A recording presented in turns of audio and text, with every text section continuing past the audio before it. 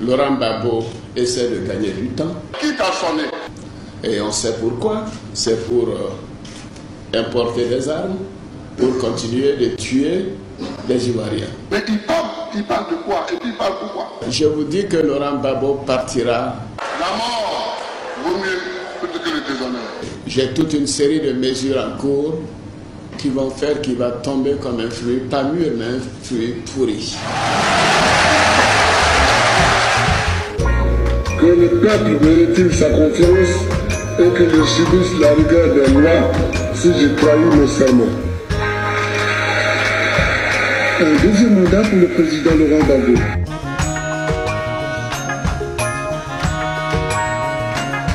Ce pays nous appartient. Nous avons décidé de doter ce pays d'un certain nombre d'institutions. Il n'y a qu'une république. Et à partir du moment où on estime qu'on est démocrate ou qu'on est républicain, c'est d'abord de commencer par respecter les institutions de la République. Ils viennent des quartiers populaires d'Abidjan, prendre la télévision à l'appel du président Ouattara, le président reconnu par toute la communauté internationale.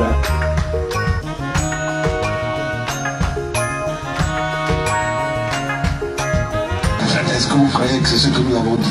L'Union africaine.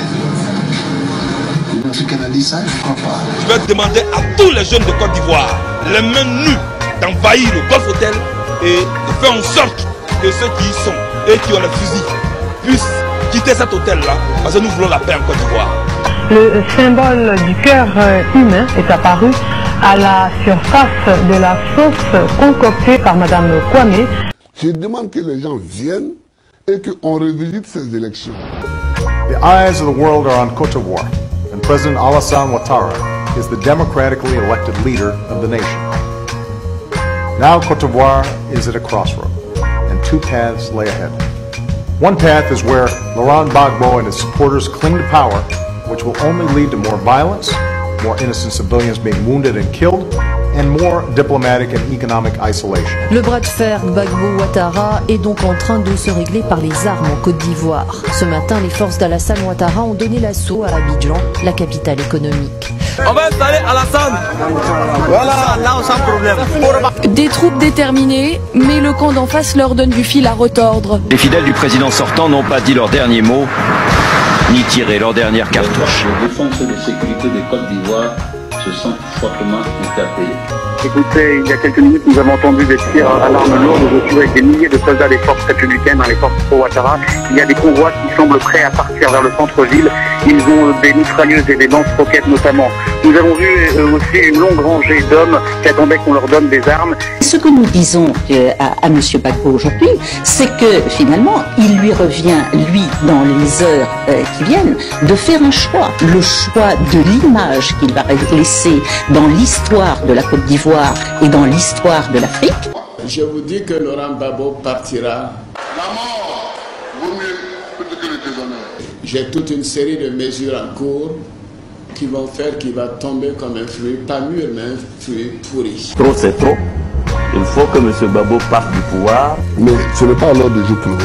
Laurent Gbagbo, qui refuse de reconnaître sa défaite à l'élection présidentielle de novembre, serait retranché dans un bunker situé sous sa résidence. Bonjour Monsieur le Président, je suis très ému de vous avoir au téléphone. Comment vous portez-vous ce soir? Oh, un peu fatigué, mais ça va. Vous êtes actuellement à la résidence du Président de la République. On dit que vous êtes dans un bunker avec votre famille. C'est pas moi qui ai conçu ce bunker-là. Je vais vous poser une dernière question toutefois. Oui. Est-ce que vous êtes prêt à mourir? Moi, je ne suis pas un kamikaze. J'aime la vie. En Côte d'Ivoire, les habitants fuient Abidjan et les combats. Les forces fidèles au président sortant, Laurent Gbagbo, mènent une opération d'envergure destinée, selon elle, à sécuriser. Le jour où vous faites l'erreur d'envoyer, même si c'est 4-5 policiers, pour toucher un seul cheveu de Gbagbo, en Côte d'Ivoire ici, là, c'est capé. Laurent Gbagbo et son épouse ont leur destin entre leurs mains.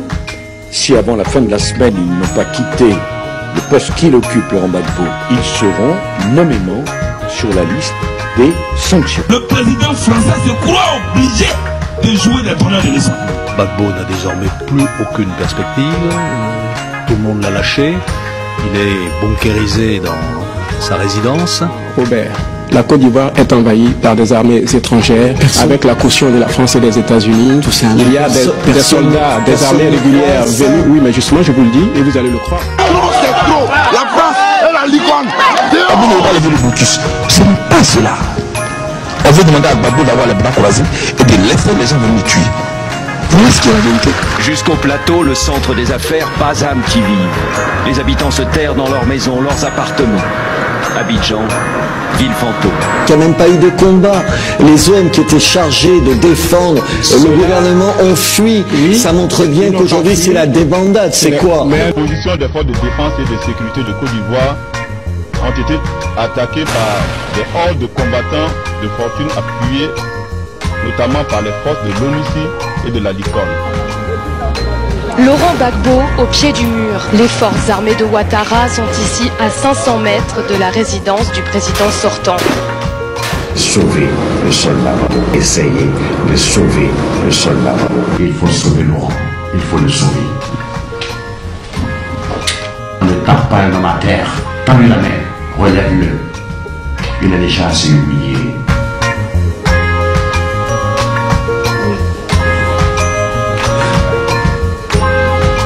Merci. Il n'y aura pas de chasse aux sorcières. Les forces républicaines s'organisent d'ores et déjà pour assurer la sécurisation de tous les quartiers en proie au pillage et exaction.